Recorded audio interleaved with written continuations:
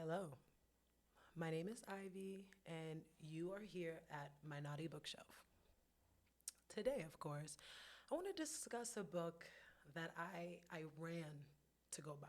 Okay, it is "Want to Play a Game" by Alina May.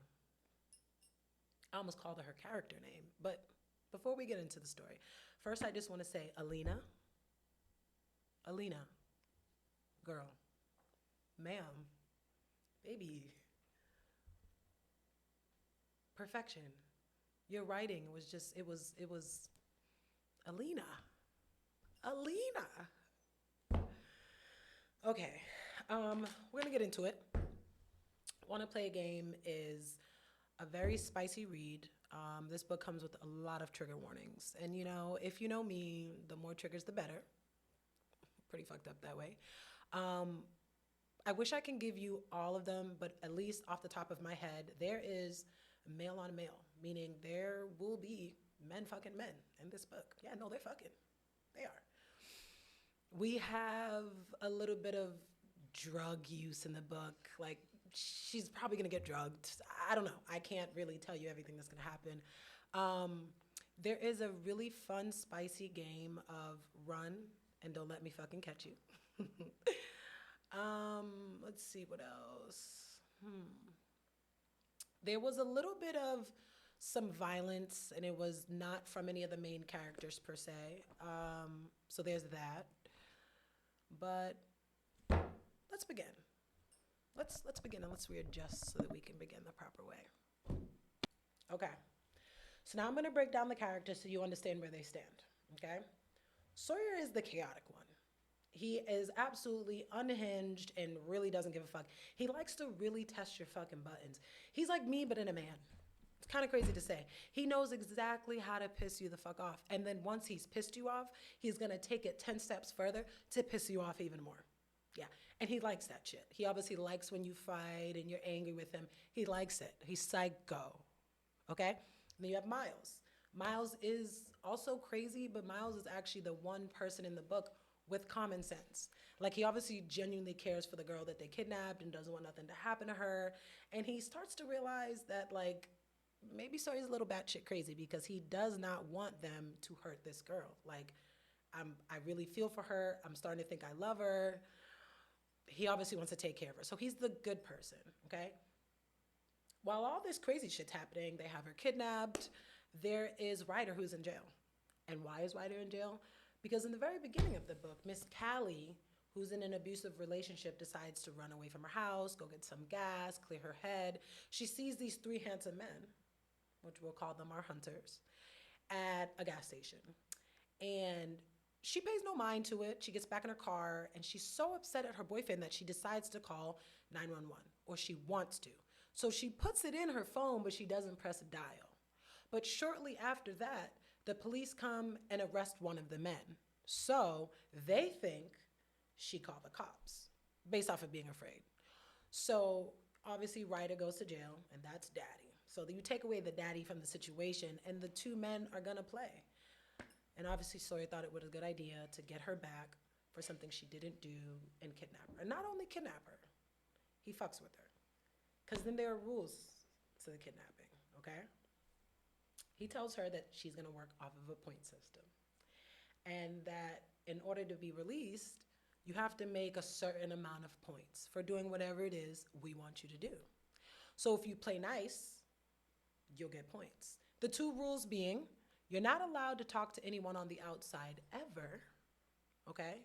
Meaning if we let you run outside while we're playing a game, you do not get to speak to anyone and ask for help. And I think the second rule was you cannot hurt them. Stop trying to fight. That's only gonna make them mad. Unhinged. Unfucking hinged. And I am here for it. Okay. Back to my book. Back to a book that I genuinely want you guys to read. Want to Play a Game, to me, is basically, I'm going to give you a little synopsis. I'm going to give you my version of what I believe I read in this book. So spoiler alerts, if you do not want to know about this book, you haven't read it and you're dying to read it, do not watch the rest of this clip. because I'm gonna tell you what happened. I'm gonna. Okay. Um, so then you have the main character, her name is Callie. The way they described her is like a cute, bubbly, blonde-haired girl. You know, every writer's typical person. It's a little jab at the writers. You guys can step it up. Give us some black people too. I'm just saying. Okay. But she gets kidnapped by Sawyer. And it was over a little miscommunication. Is Can't really get into it that much, but I will tell you, the three guys are Sawyer, Miles, and Ryder. Now, if anyone knows me, you know that I have a thing for dominant men. I like my bookmen to be daddy, okay? And I'm gonna throw his name out there that has nothing to do with this book, but we're not gonna speak about him after this. Zayd, okay? That's daddy. So I like my bookmen to be like Zayd, you know? If I had to give you a level of daddy in this book, it would go Ryder, Sawyer, Miles, okay? Again, they're men that are obviously bisexual and they fucked each other and they're fucking around with this girl and it's just super spicy. But Ryder's daddy, they made that man daddy, okay? And then Sawyer's daddy. But when it comes to Ryder, Sawyer is absolutely not more of a daddy than Ryder. Are you getting the levels in which the daddy works? Because it's Ryder is daddy, okay? Sawyer is, you know, obviously right underneath. And then Miles is also daddy, but again, the levels of daddy. There's really no other way to explain it. But what I will say that she did a great part in the book was talking about how even though they fuck each other, when it comes to her, she will be the submissive. Like she is absolutely gonna be the girl, the sub. You do what we say, no matter what you see us doing, you belong to us, you belong on your knees. So it gives like a little, I like this, I like this, I like it. So this is where you guys are not allowed to judge me. You can't judge me. You are not allowed to judge me because I am here to let you know that this podcast, this My Naughty Bookshelf is specifically designated to let you know I am here to bring you the spiciest of romance, dark romance at that, and dark fantasy. I'm that person. The more unhinged, the better. So this part is where I talk about the spicy scenes that are unhinged that I like. So going in, I need you to realize you're not allowed to judge me because you yourself read this book, okay? I know you do. I know you've read a few of them spicy books, okay? With that being said, I can read this book with a straight face, spicy scenes or not, okay? Now, when I talk about it, I get a little theatrical because what? Because like what?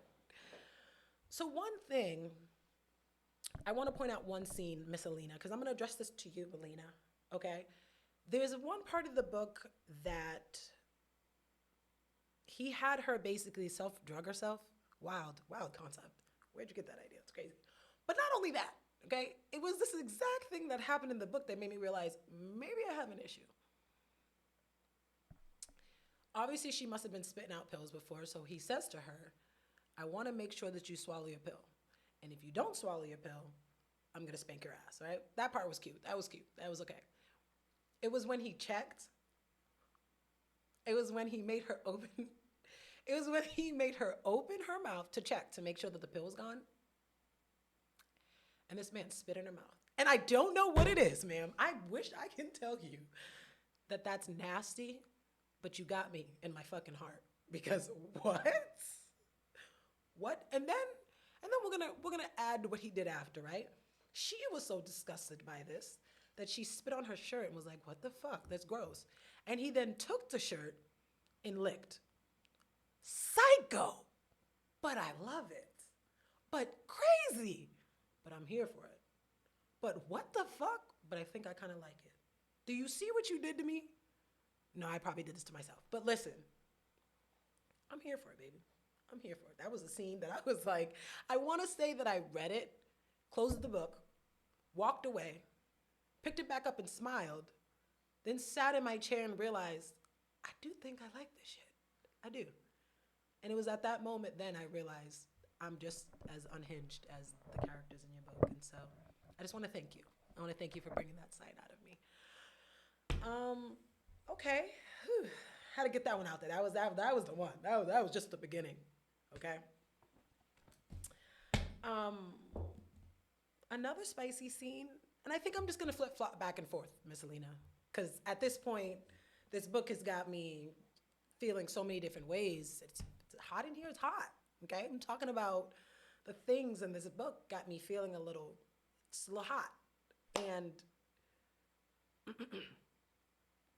when Ryder comes out of jail, they go to pick him up. They do. They do. They go to pick him up. They leave her at home chained up, but the two men are hunters, okay?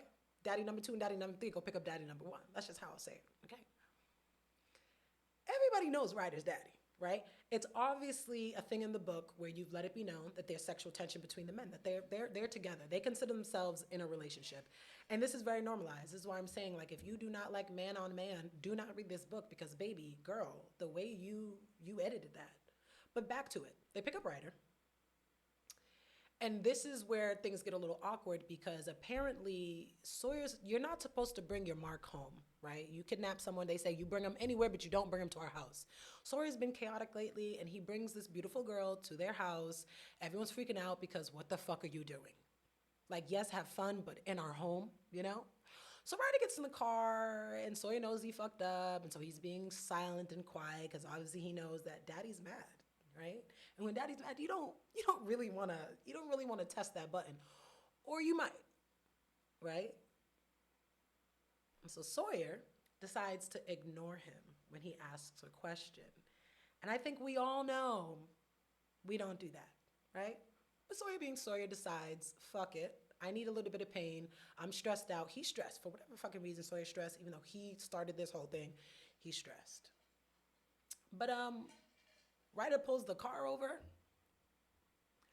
makes Miles open up both sides of the doors, grabs Sawyer, and fucks the shit out of him. And I want to just let you know,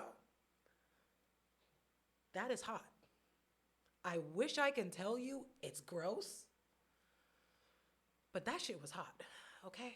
It's hot. It's hot in here. I gotta stop talking about this. It's hot, okay? Great scene. Great fucking write. I like it. I liked it. I do. I like Ryder. I do. He's very dominant and disrespectful, but Sawyer gets directly underneath his skin, and I like it. I wish I can tell you I didn't like it, but I fucking like it. It's pretty fucked up. Okay. So now we're moving on.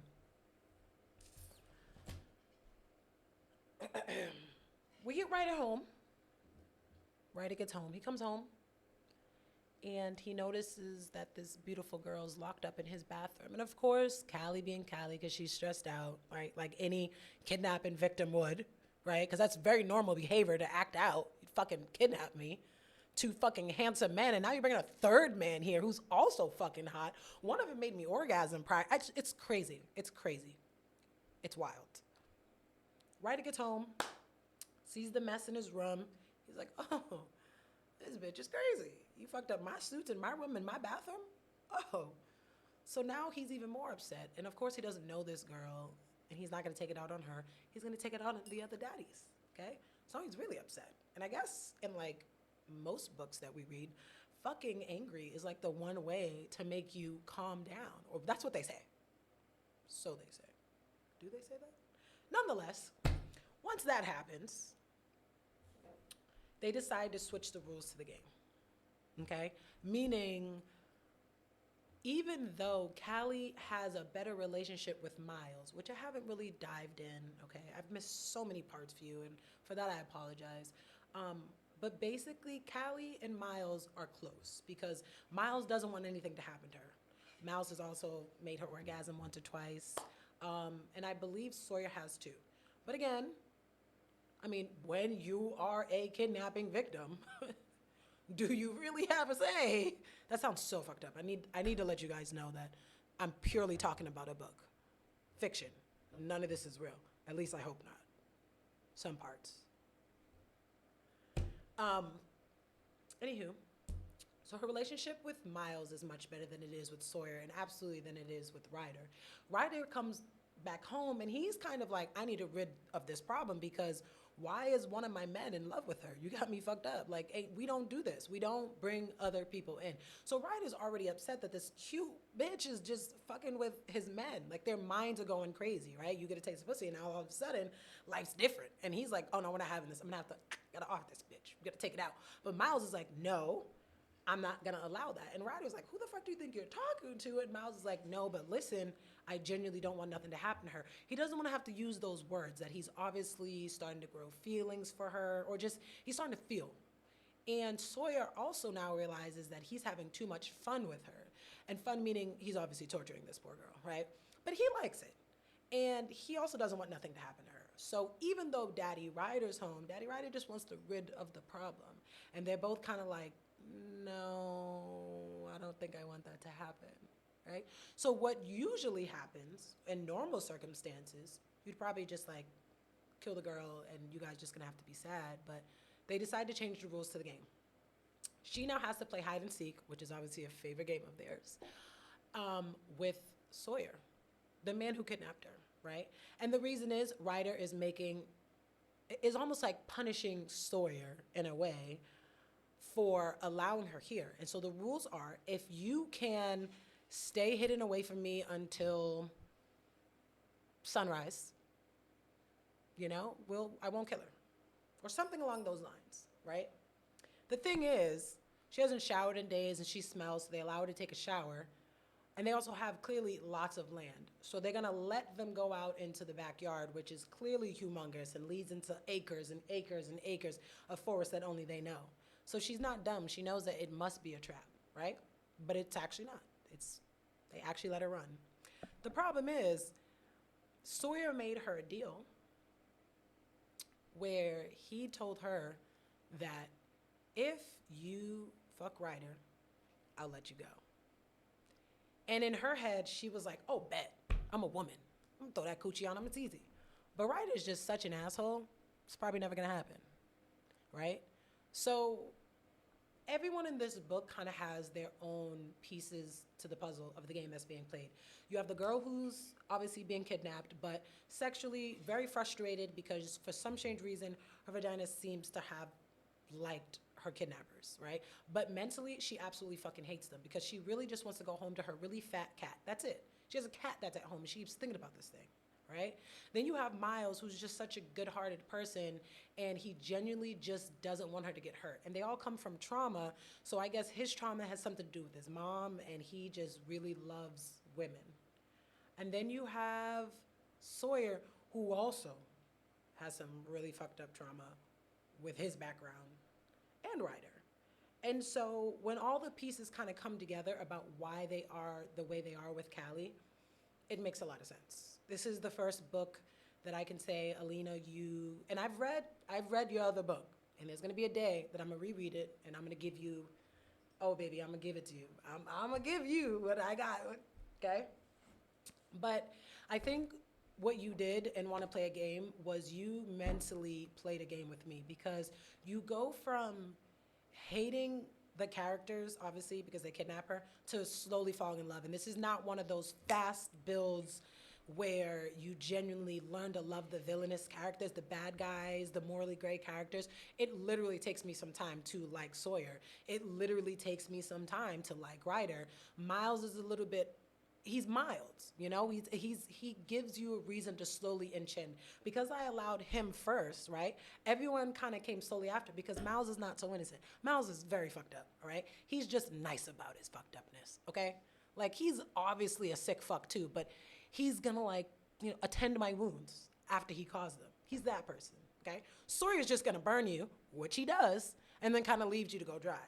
Miles puts cream on you, goes to get you birth control because obviously we decided to fuck you and nut in you and we don't want you to have a baby. He's thoughtful, sick, but thoughtful, okay?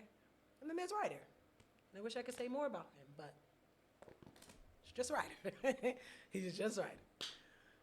So, in another spicy scene, we have my girl Callie getting throat fucked by Miles. This is why I said Miles is not innocent. Let's not let that little motherfucker fool you, okay? He's not. He's not. Granted, Sawyer kind of set it up, but Miles enjoyed it. I mean, I enjoyed it as the reader. Callie enjoyed it. I mean, we genuinely all enjoyed it.